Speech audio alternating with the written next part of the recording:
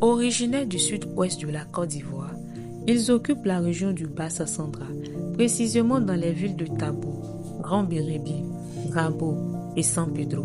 Ils regroupent en son sein 25 tribus, autrefois employées au bord des bateaux comme portefeuille du 15 au 20e siècle. Descendants de Gla, guerriers comme ils aiment se faire appeler, le peuple Kromen fera l'objet de notre sujet du jour dans ce premier numéro de Tout savoir.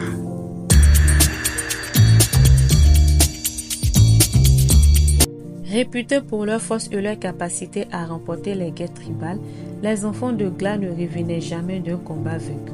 Ils avaient leur stratégie propre à eux qui les rendait victorieux sur tous leurs ennemis. Leur organisation socio-politique traditionnelle s'articule autour d'unités territoriales et familiales.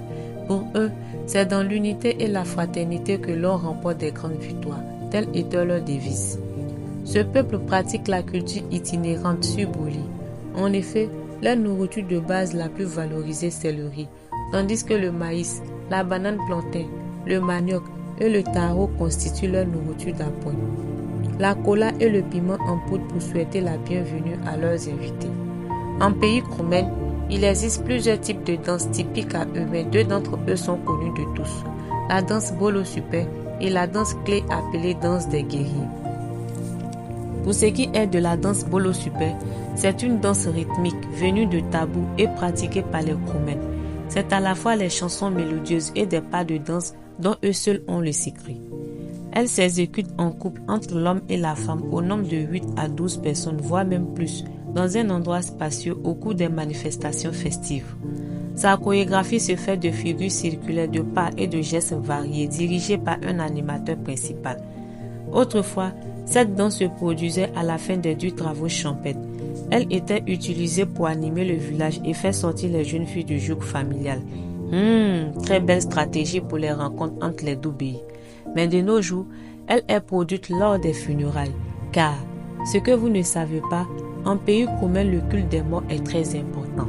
Contrairement à la danse Bolo Super, la danse clé était autrefois exécutée lors des guerres tribales pour galvaniser les guerriers.